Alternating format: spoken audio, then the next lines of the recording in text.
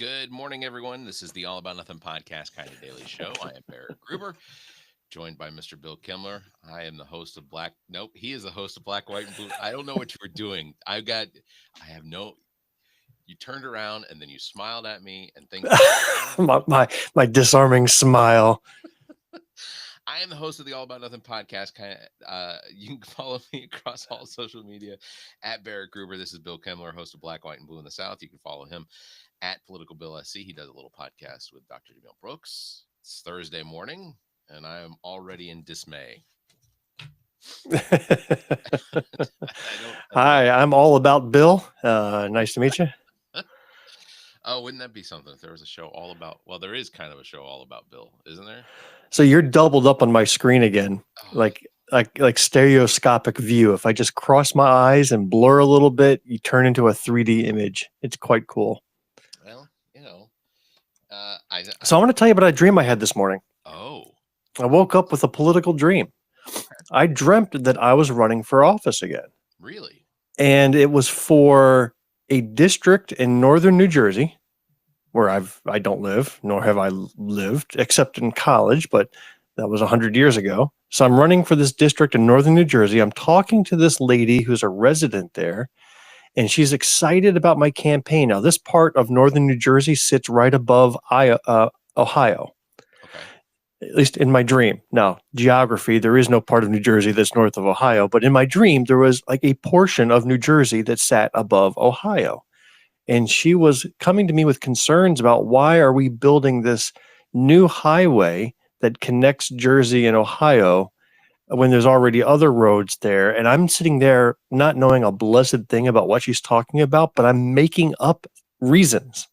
Like I am fully in politician mode where I can't say I don't know. I can't say, why am I running for New Jersey? Why is New Jersey above Ohio? Instead, I am completely spending my dream explaining why there's a need for this new road that connects Ohio and New Jersey. And then I woke up and I was like, well, what an odd dream to just pop out of nowhere. Yeah.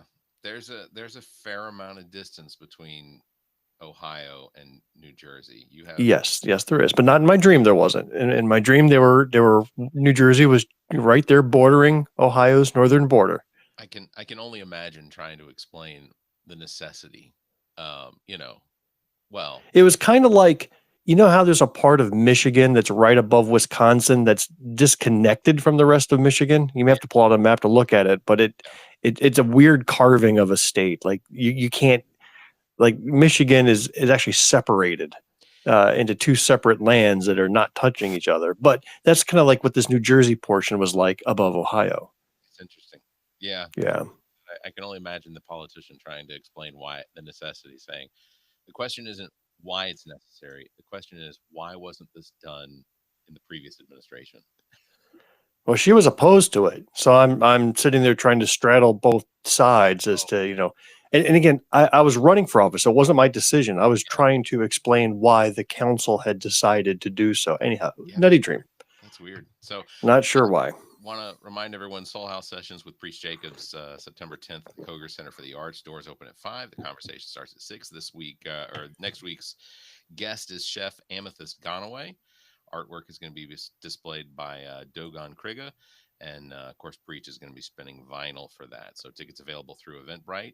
You can check the show notes or at Preach Jacobs on Instagram.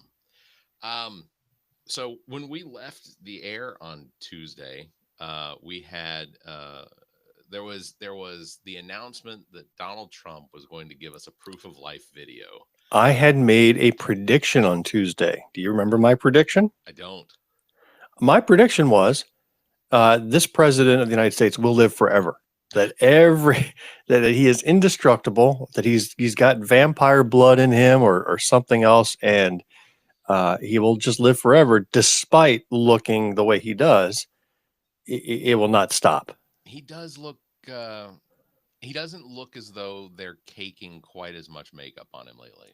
It looks like Francis Ford Coppola's Dracula Have you seen that movie? Yeah. And then at the end, you see Dracula in his old age, just all shriveled and stuff. Like you don't see the younger version. You see his true age.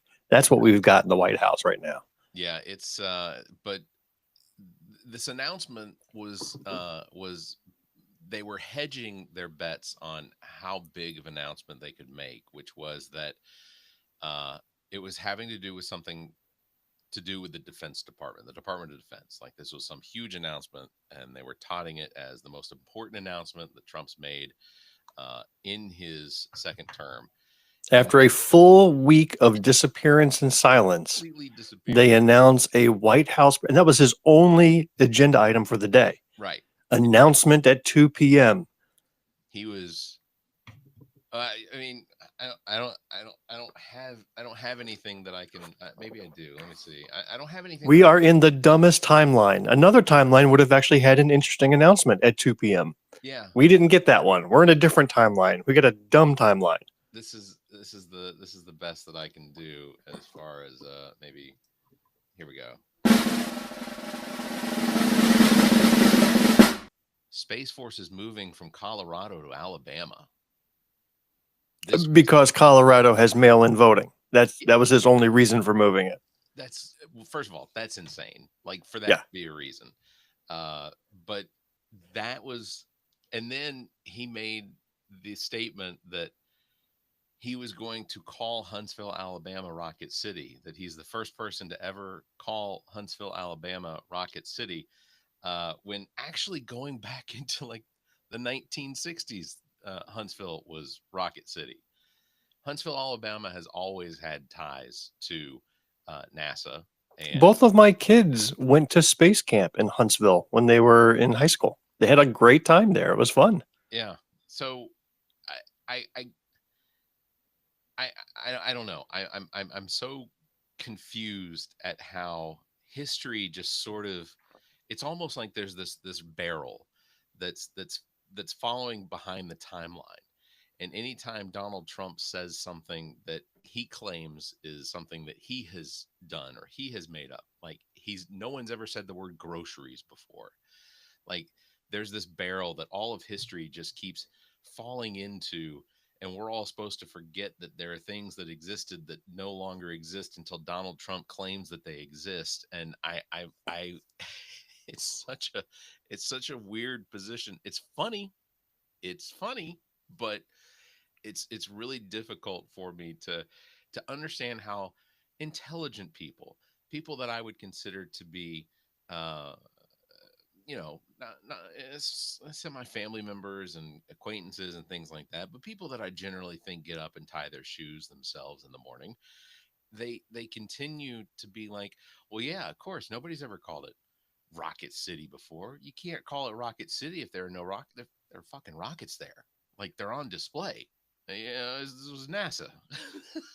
Yeah. Just I don't get it. It's like, you know what it is like though? We talk about timelines and how this is the dumbest and things like that. It's almost like we're in some sort of a weird the universes are kind of overlapping, and some people exist in this universe and some people exist in this universe. And you know how often I hear that phrase now? We are living in the dumbest timeline. I am hearing that phrase all the time. Yeah. I think you originated a phrase that's taken off, and now celebrities are saying it. It's absolutely incredible. The sway you have in the public discourse. I don't want to take credit for it. I can't. I don't remember who said it first, but it is. Well, I heard it from you first, and nobody ever said it before you. Just like Trump never, nobody ever said Space City before. Nobody's ever said the dumbest timeline before. That was you. Take credit for it, buddy. I also want to bring up, and I realize we've got plenty of time for this. So, have you been following? Did you follow any of the press conference yesterday with the Epstein victims? Just peripheral news that came out, and then I also saw the Nancy Mace All About Me show that came from the House committee that was reviewing it. But aside from that, I didn't watch it personally.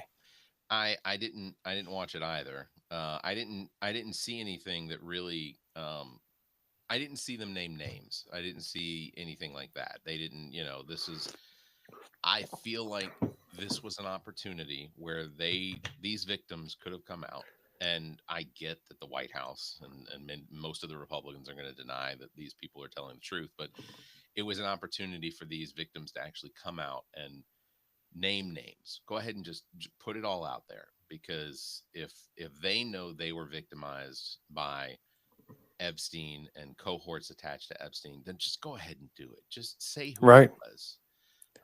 But instead, it seemed as though it was mostly um, it was mostly a press conference where they were trying to sway members of Congress to sign the petition to bring a bill to the floor that would then call or have the Epstein files released to Congress, to the House, which I guess this is Representative Thomas Massey from Kentucky and Ro Khanna from California, but they're collecting signatures to force a vote. I'll tell you what, the White House is absolutely in panic mode. Like, there is. I mean, isn't it a weird admission of guilt to be Yes. actively opposing this activity? Yes. Like you are saying it is a threat to the White House is basically admitting guilt. It has to be. Has to be. The fact that, and because all day yesterday afternoon, or from the time of the press conference, it was just news reports of this representative has gotten a phone call from the White House, and this representative is claiming to have a phone call from the White House. So not only are these representatives being pressured by the White House to not vote or not sign the petition, or if the petition comes through, to not vote for it, but they are they are acknowledging in their own way that Donald Trump's White House is adamantly trying to suppress this information. And and ultimately the one the FBI is the one that still has it. Correct? I mean, it's the AG. She, Bondi and Cash Patel. They're the ones that have this information. Well, couple that with the recent discovery of the missing minute of video footage when Epstein quote unquote killed himself. Right.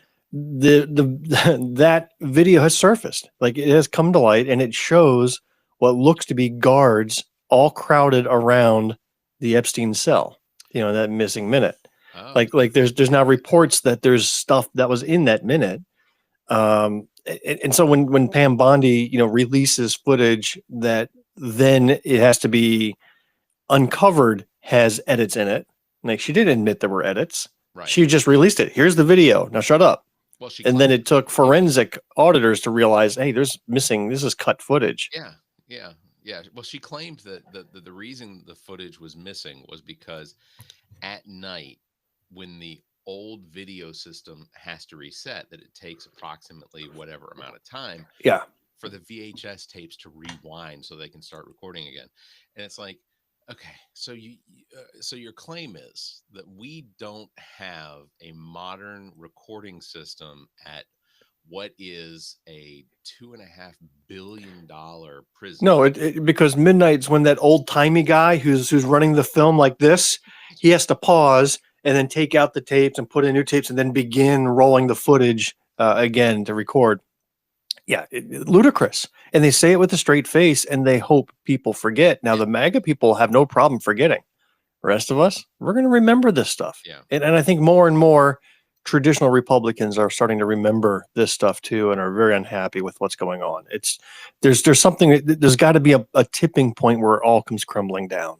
Well, I think that there are a number of people that are beginning to suffer their great awakening, and that is something that comes to people sometimes violently.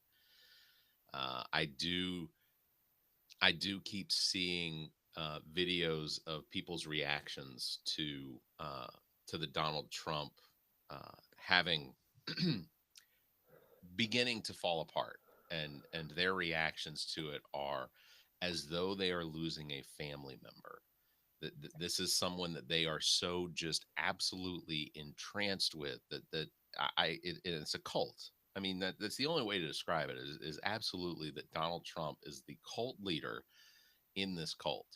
So that brings up a question. Jamil sent me a video yesterday of a lady explaining how dangerous JD Vance is, how he is a well-polished, much better spoken, more subtle and intelligent, ultra MAGA warrior. You know, he's Donald Trump without the baggage. And she was making this case that he is the most dangerous man alive. But I think you nailed it on the head. It wasn't, there's nothing about Trump except the fact that he is a cult leader. You know, he's got something about him that has led people to just empty their brains and cover it up with a red hat. He's been able to do that. There's nobody else out there who can do it. No, JD Vance does not command any cult-like worship or faithfulness from anybody. He's even mocked within his own circle. He's a goofball. Yeah. And so I do not see him as dangerous. He can have all the views he wants, but he just does not, he will not draw a crowd of 30,000, right? There is no weird painting of JD Vance on Rambo's body that you will ever see painted out there. You know what I mean? That is reserved only for Trump, and I truly think he's a one of a kind for some reason, which I can't explain. Yeah, but that does not carry over. It does not just transfer over to the next guy in line. You're not going to get JD Vance on an American flag pulling his shirt apart to see a giant S on it like that. I will. So, in talking about this, I did publish a blog post yesterday saying that whose birthday was it yesterday? This is your happy birthday blog that you now run. I'm trying to write more. I think. Okay. But it's titled that MAGA has an expiration date, and that it is absolutely because the only person that can do, and that's admitting that Donald Trump is actually doing it. I think it's the people holding Donald Trump up. I think it's the ones that are propping him up. That he's literally just he is the image of what this movement is. But just like the Tea Party, MAGA will also eventually fade away. Now, the Tea Party did evolve into the MAGA. I mean, there clearly, but in both cases, you had really not intelligent people as the spokespersons for those movements, because Sarah Palin was the Tea Party. She was the undisputed leader of the Tea Party coming out of the 2008 failed election. And Fox News picked her up as a correspondent because they thought, oh, we'll ride this. And then she on Fox News, even to this day, they'll have her on sometimes.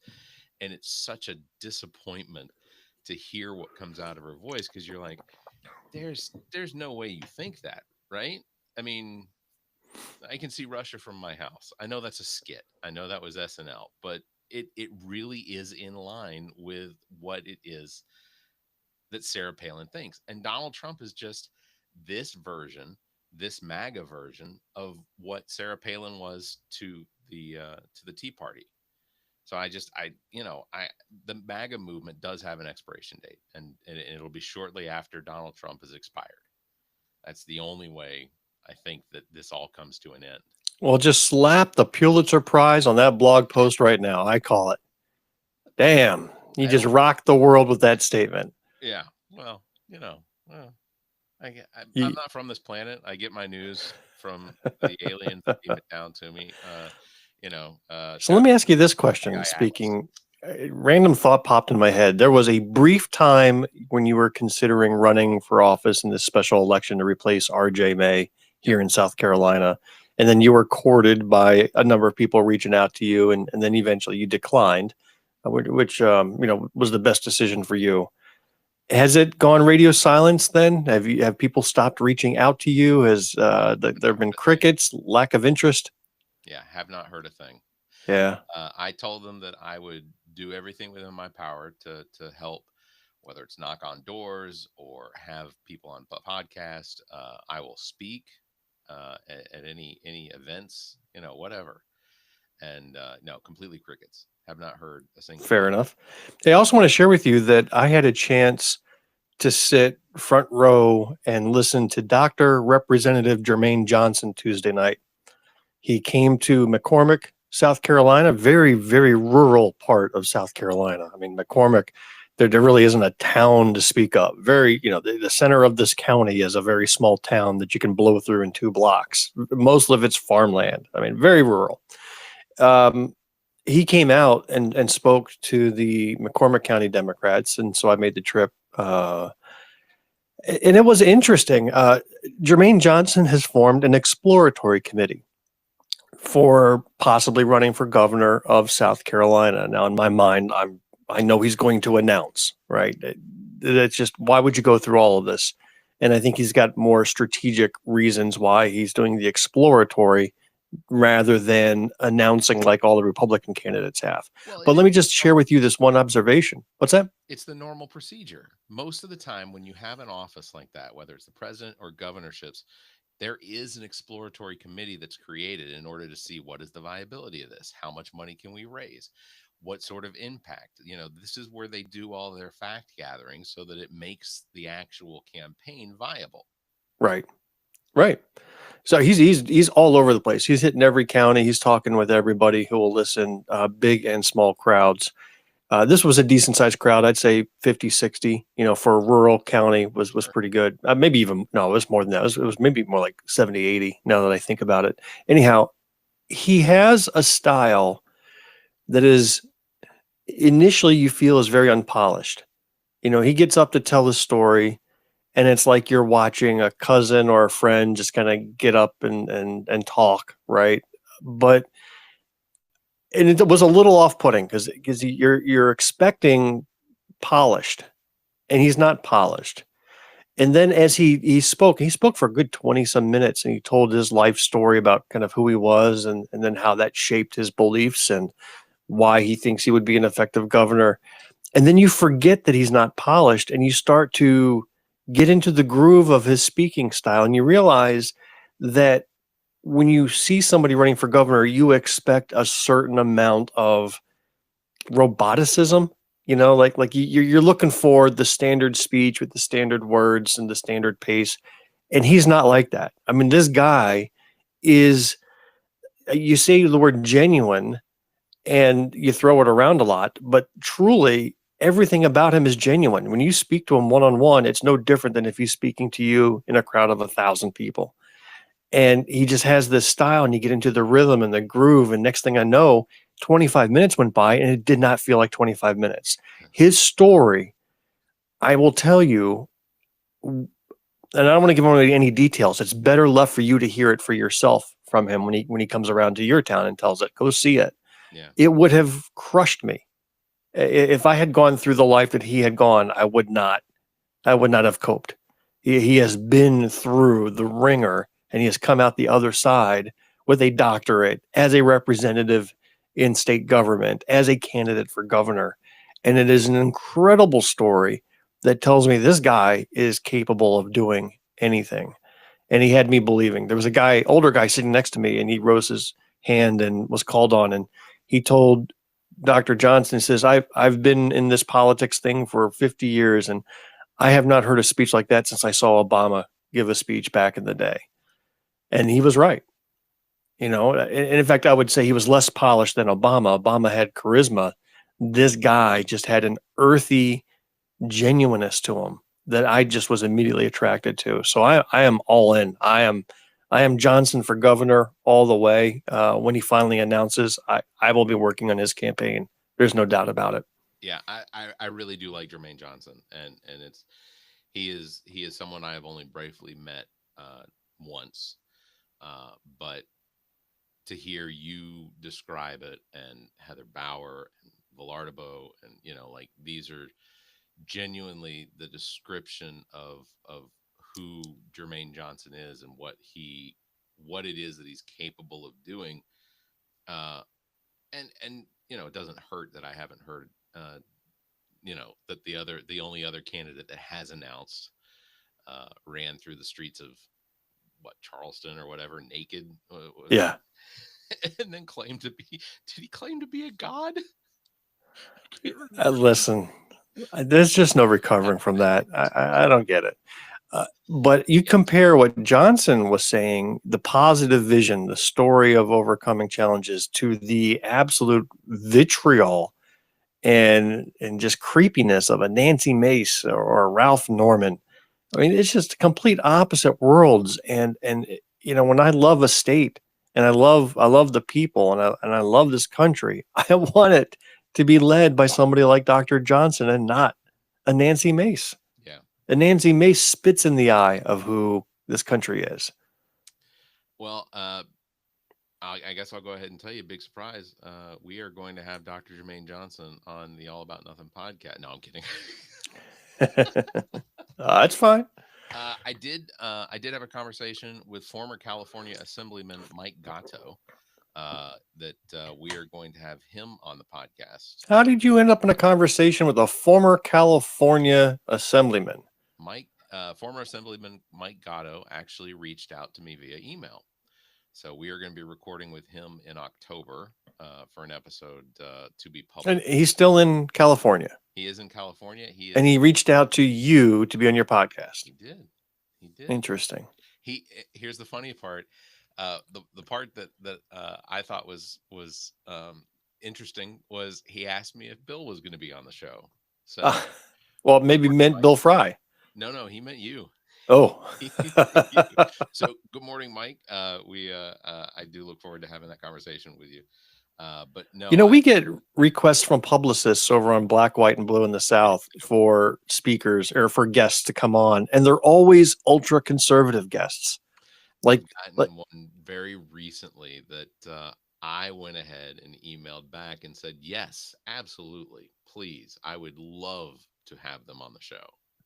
It's some ultra right religious leader that they are looking to publish they've already got a book published. I don't have the information in front of me, but the book has been published and they're looking to promote it by going through some podcasts. I said 100%.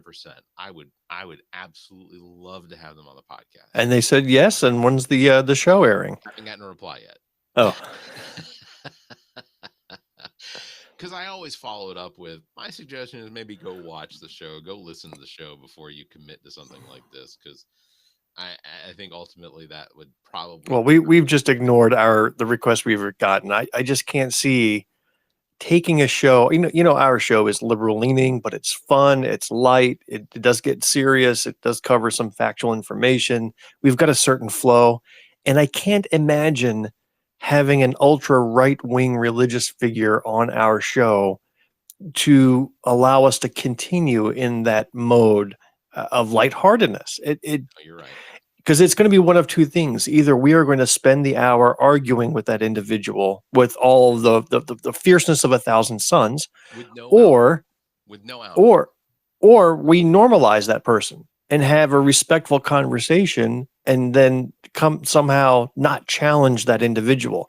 There's a great show I like called Bourbon in the Back Room. Two former South Carolina Democratic state senators, Vincent Shaheen and Joel Lurie. They've been doing this political show. It's like every other week for the last 3 years. I mean, it's long running, and they get just about every member of current legislation and other figures on their show. They get the big names, but they normalize. Like they had Curtis Loftus on, interviewed him for an hour, and they danced around the major issues, right. and essentially normalized the guy. They pushed back a little bit, but more politely, rather than seriously. They had Ellen Weaver, right? The Secretary of Education or Superintendent that, again, normalized her. They asked her normal questions, didn't challenge her on the ludicrous statements that she made, and bring up her campaign style and some of the things she said, or PragerU or any of that stuff. They didn't bring that up. And I don't want to do that. That's not doing a service to the people, to our listeners. It's truly a waste of time. I mean, I can't really fathom why I would waste my time. But if I did have an ultra-right religious whatever. Could you have Stephen Miller in your show and interview the guy? You know what?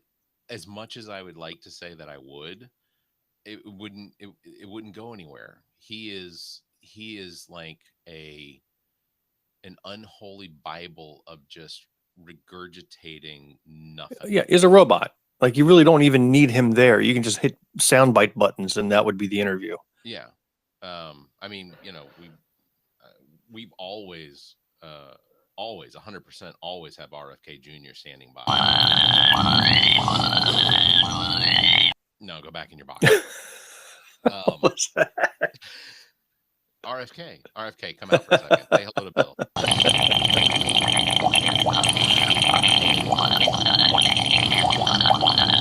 So, Isn't this where your podcast service automatically bleeps or silences that portion out? If I remember correctly. it depends on how I do it. If it Okay. depends on how I do it. If I'm playing it off a soundboard, then yes. If I'm playing it off of Riverside, then it does it. So, Robert. All right, he's back in the box. Well, Assemblyman, I look forward to your show with Barrett. I thought about it. Depending on whether Zach is available, I may have to pull you into it. So, okay. That might. Well, if that happens, that happens. I'm here for you, buddy. Well, look, I'm no Zach, but I'll fill in as best I can. No one is. No. A Zach. There's no way. Anyway, if I had a few lines written out, then I could follow along and make that funny. But no, Zach is unique. That's all you can really claim. Zach is unique and brings a wealth of entertainment to the show. So always look forward to recording a Zach. I think. I mean, that's his picture in the background. That he's integral to the show. That is him. Here, on at least one camera, I am picking his nose. All right, I think that's going to wrap it up. Thursday, weekend's coming up. Do you have any weekend plans? Yeah, we have a breakfast meeting for the Democratic Party on Saturday. There's a protest in Greenwood Saturday afternoon. Okay. And then a whole bunch of other crap, and then I'll be back to work on Monday.